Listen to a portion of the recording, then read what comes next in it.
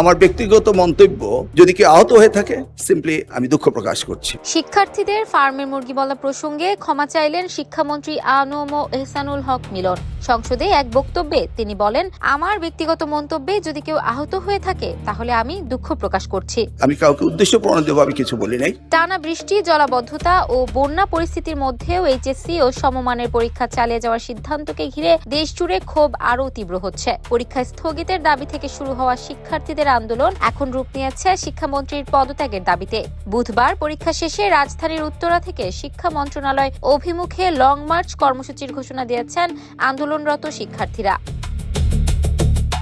এর আগে মঙ্গলবার রাজধানীর সায়েন্স ল্যাব মোড় সহ দেশের বিভিন্ন স্থানে শিক্ষার্থীরা বিক্ষোভ ও সড়ক অবরোধ কর্মসূচি পালন করেন।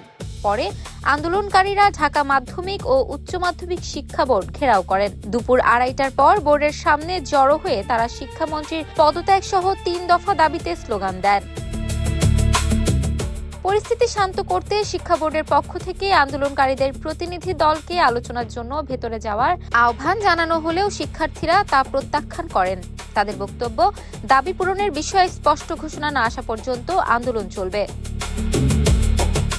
মঙ্গলবার সকাল 11:30টার দিকে সায়েন্স ল্যাব মোড়ে অবস্থান নিয়ে ধানমন্ডি থেকে নিউ মার্কেটমুখী সড়ক অবরোধ করেন শিক্ষার্থীরা। এতে দুই দিকেই যান চলাচল বন্ধ হয়ে দীর্ঘ যানজটের সৃষ্টি হয়। বাস, ব্যক্তিগত গাড়ি, সিএনজি চালিত অটোরিকশা সহ বিভিন্ন যানবাহন আটকে পড়ে ভোগান্তিতে পড়েন সাধারণ মানুষ। ঘটনা শুরু হয় সামাজিক যোগাযোগ মাধ্যমে ছড়িয়ে পড়া একটি ফোনালাপের ভিডিওতে। একজন পরীক্ষার্থীর সঙ্গে কথা বলতে গিয়ে মন্ত্রীকে বলতে শোনা যায়, ওরা তো ফার্মের মুরগি, একটু বৃষ্টিতে ভিজলেই জ্বর চলে আসবে।